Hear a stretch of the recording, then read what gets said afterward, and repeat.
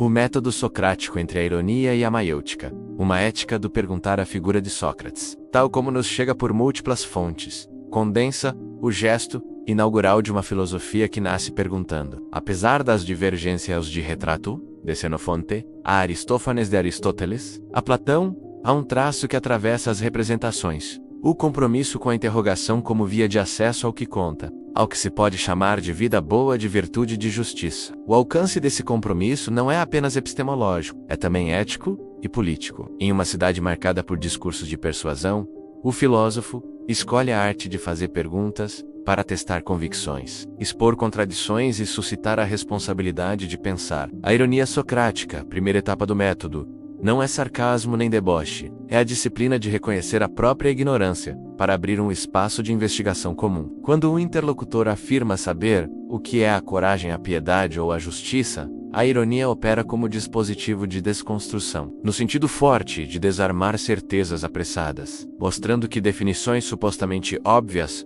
não resistem a algumas perguntas elementares. Esse movimento tem um valor pedagógico decisivo, retira o saber do pedestal e o devolve ao terreno do que precisa ser justificado diante de razões compartilháveis. O sei que nada sei não é ceticismo paralisante, é um convite metódico à humildade cognitiva. A maiêutica, segundo momento do procedimento, evoca a metáfora do parto. Assim como a parteira não dá à luz, mas ajuda a trazer à luz, o filósofo não entrega verdades prontas, ajuda o interlocutor a faz-classe emergir de si mesmo. Essa imagem sublinha duas ideias. Em primeiro lugar, o conhecimento, quando autêntico, não é injunção. Ou, em segundo, a atividade reflexiva é laboriosa, exige esforço, paciência, tolerância ao desconforto. Perguntas bem formuladas funcionam como contrações que empurram o pensamento para fora de suas inércias. Daí que o método socrático seja ao mesmo tempo uma técnica de investigação e uma paideia moral. Forma o caráter, enquanto forma o juízo. Não se deve, porém, confundir a maiêutica com o relativismo. Se a primeira etapa desmonta respostas fáceis, a segunda busca definições mais rigorosas,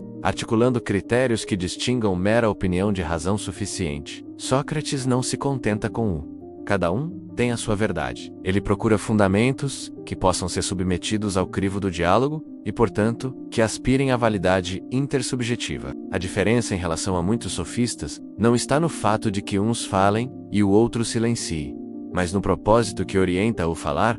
A retórica pode ser instrumento para vencer debates. A dialética socrática pretende esclarecer conceitos para viver de modo mais justo. A prática socrática tem implicações políticas. Ao deslocar o eixo do prestígio, da eloquência performática para a consistência racional, ela subverte a hierarquia das aparências. O orador brilhante precisa agora responder por aquilo que diz. A beleza do discurso deixa de ser garantia para tornar-se hipótese. Assim, o método socrático funciona como contrapeso crítico em uma democracia de fala pública. Não é antídoto contra toda manipulação, mas é vacina contra a credulidade.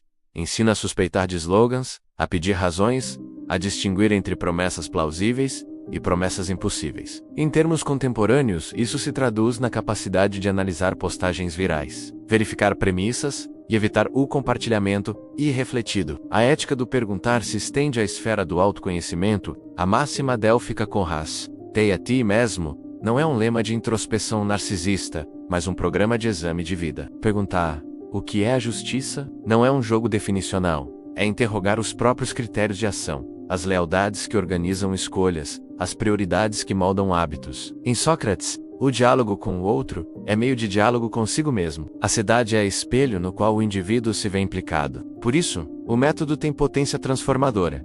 Ele perturba, desloca, reorienta, não por esmagar certidões, mas por reconduzi-las à luz do melhor argumento disponível no momento. A ironia e a maiêutica exigem virtudes intelectuais que a educação deve cultivar: coragem de admitir ignorância, paciência para seguir um raciocínio até o fim, generosidade para reformular a própria posição à luz de objeções pertinentes. Tais virtudes são escassas quando o ambiente favorece a rapidez, o consenso instantâneo, o aplauso fácil. A cultura do clique, sempre à procura de confirmações, tende a punir o atraso reflexivo. Daí a atualidade da prática socrática.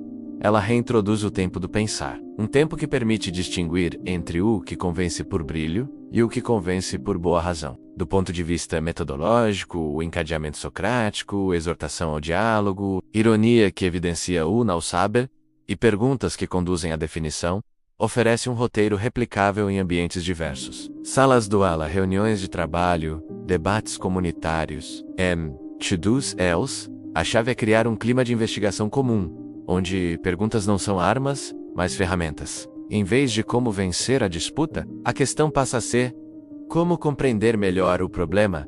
Em vez de como calar o outro, pergunta-se como construir, com o outro, um critério mais sólido. A crítica a Sócrates, de que suas perguntas desestabilizam e, portanto, ameaçam a ordem menos indica. Paradoxalmente, a força cívica de seu método. Uma ordem que não suporta perguntas é uma ordem frágil, dependente de silenciamentos. Uma ordem que acolhe perguntas pode corrigir-se, regenerar-se, ajustar-se ao bem comum. O custo dessa abertura é a incerteza. O ganho é a possibilidade de justiça. Se a maiêutica obriga o pensamento a nascer, a cidade se torna, por analogia, um espaço de renascimentos institucionais, onde valores são reexaminados e práticas são aperfeiçoadas. Em suma, o método socrático, ao articular ironia e maiêutica, não apenas propõe uma técnica de exame, mas sustenta uma ética da responsabilidade intelectual. Ele recorda que viver bem é pensar bem, e que pensar bem é pensar com outros, sob a disciplina das razões. Num mundo saturado de enunciados categóricos, reaprender a perguntar é um ato de liberdade.